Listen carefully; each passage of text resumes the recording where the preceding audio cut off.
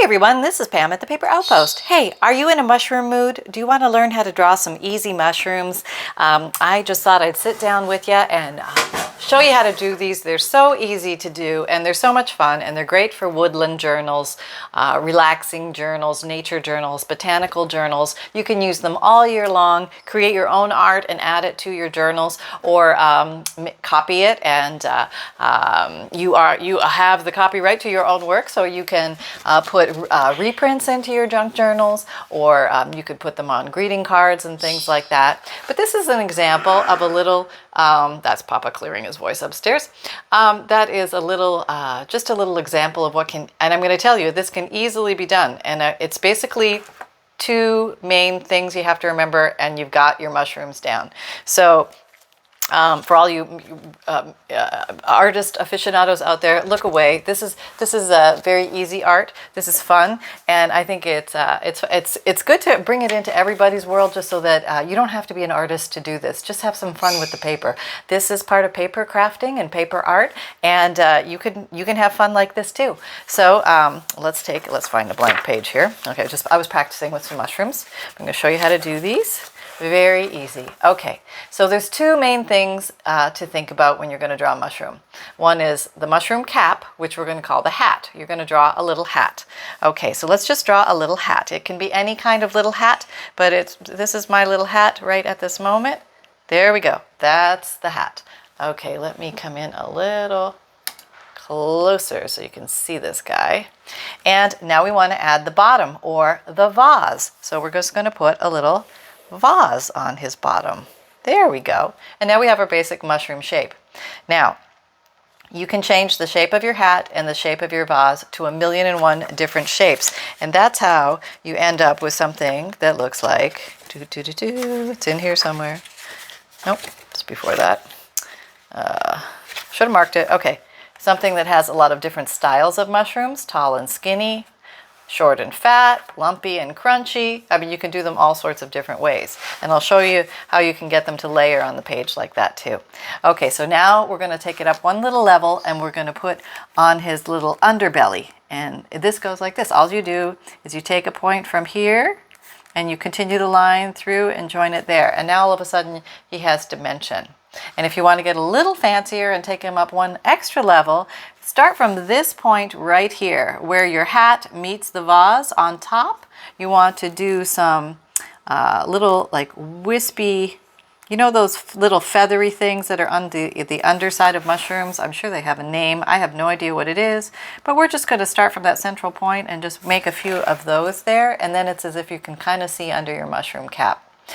So that's kind of a fun and easy, very basic mushroom to start with. If you want to amp it up a little bit from there, we can turn it into a toadstool.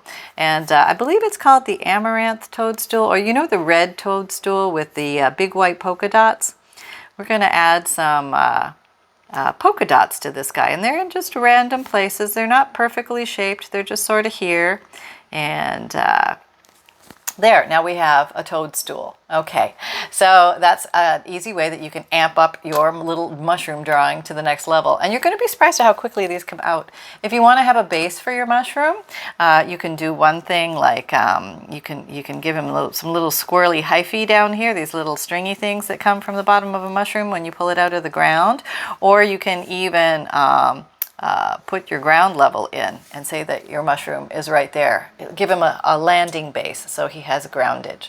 Now, let's say we want to take this to the next level and add some more mushrooms around it. We're going to pretend that most of these mushrooms that we're going to draw are going to be behind this guy. So everybody is just going to show up as if they're tucked in behind him. So let's draw a mushroom over here, and we'll give him a different shaped hat. We'll just give him a tall and pointy, almost like a little gnome hat. Okay, and he might come down like that. We're going to pretend draw through here. We're not going to draw in there because he's in there, but then we're going to come around this way and finish off the gnome hat. Okay? And now we're going to do our vase. And this guy might have a longer, thinner vase. Okay, so maybe he's going to come more like this. A little thinner vase. Okay? Maybe his ground is like that. So he's planted on the ground.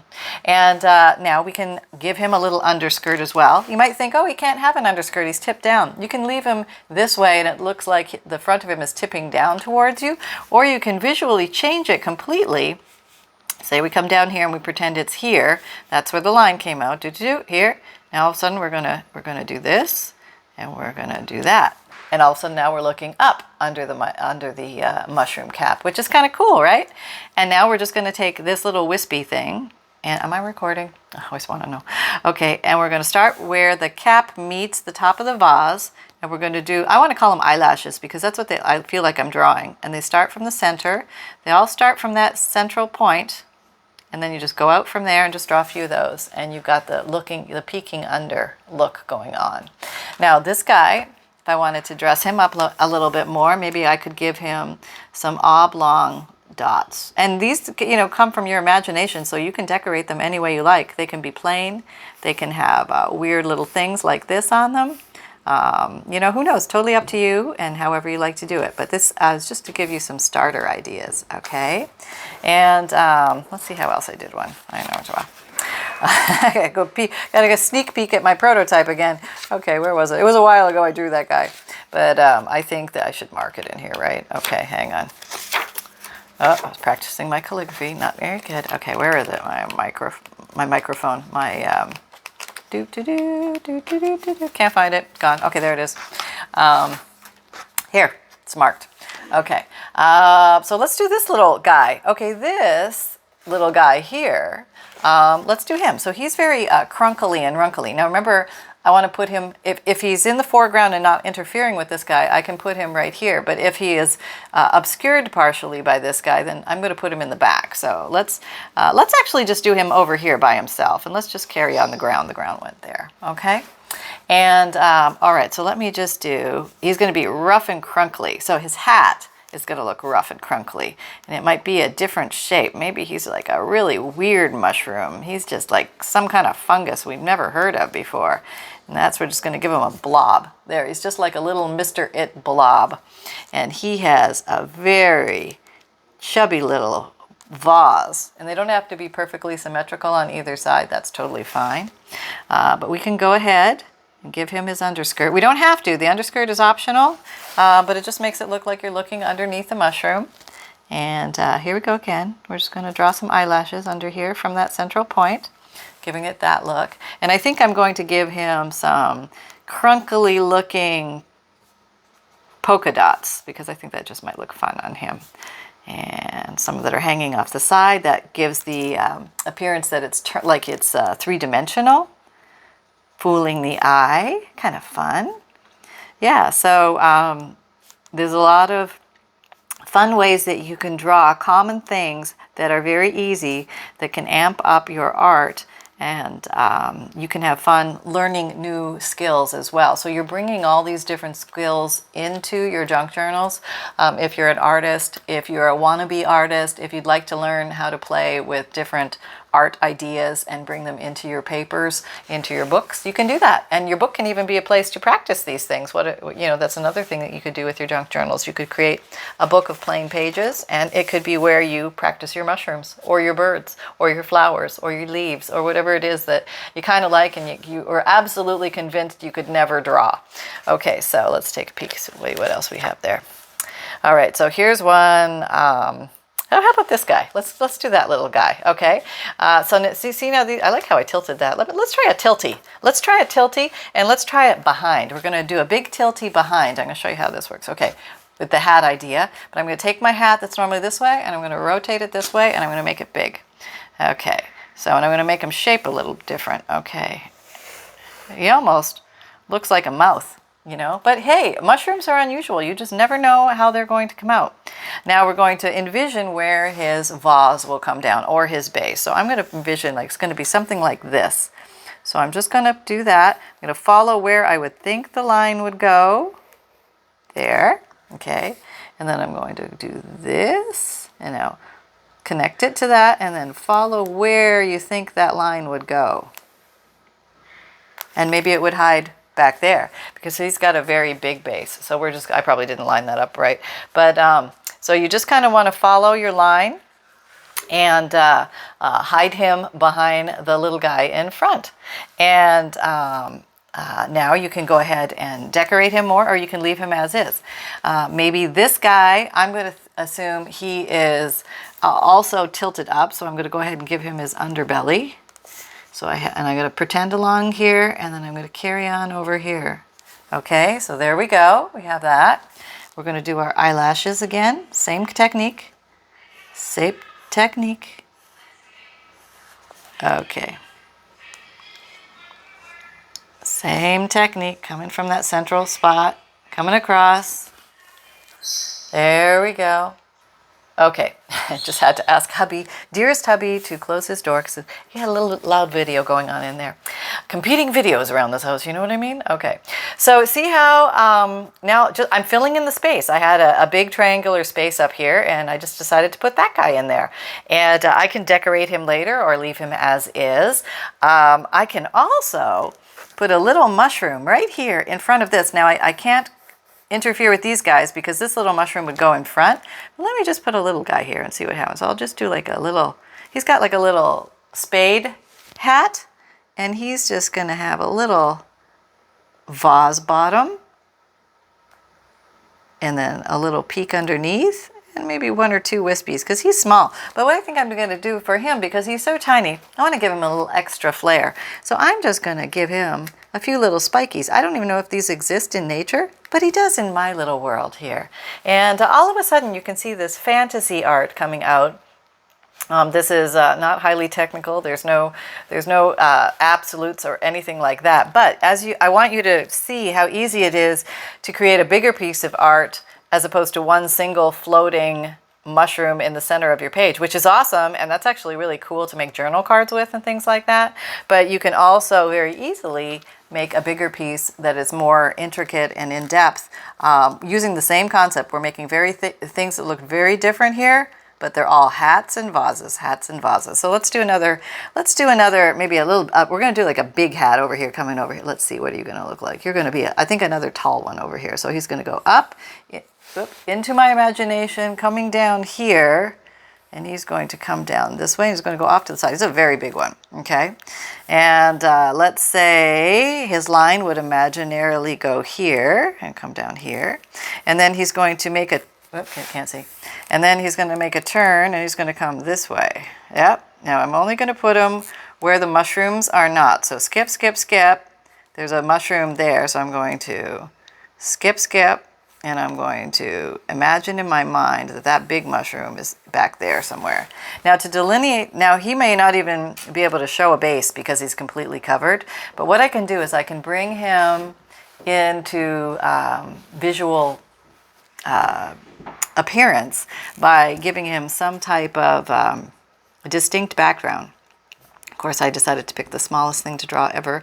But maybe he's got little X's, almost like a little strawberry surface or something, and by using a common pattern across all his face on his hat, on his little hat his big hat, actually, it's the biggest hat on here, but he's floating in the background somewhere, and I'm going to fill in all this dead space here, which would be where his hat is showing, and make some X's showing like they're hiding behind. That's kind of the little sneaky trick there, like make things look like they're peeking out and from behind, like, okay, like half there. Okay, and then fill in, and then continue to fill in over here as well. And just take this down here.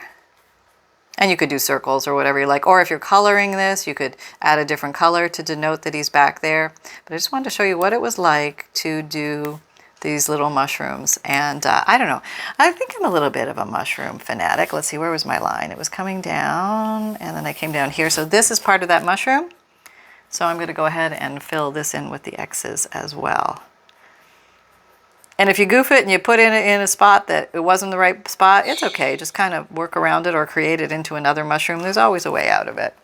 Okay. Okay. Now maybe we are going to give him the underbelly. We still can do that to denote him more, because maybe it just looks like we don't know what it is at this point. It's not defined completely as a mushroom, but when you add that little underbelly, that really helps denote this is a mushroom. Okay, so let's do that.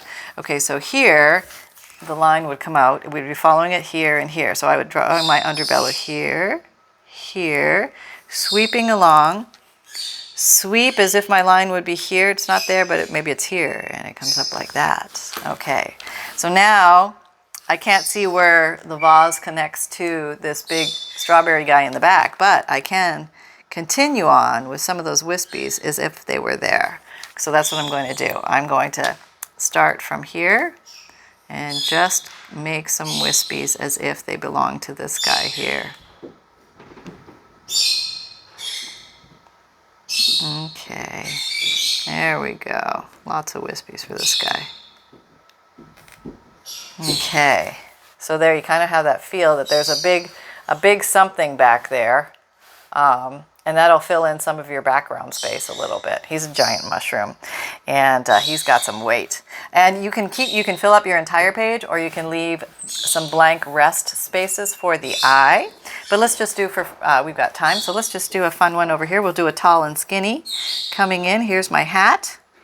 I intersect with that mushroom. I don't draw through it. I ignore it and pretend I'm in the background. Okay, going here.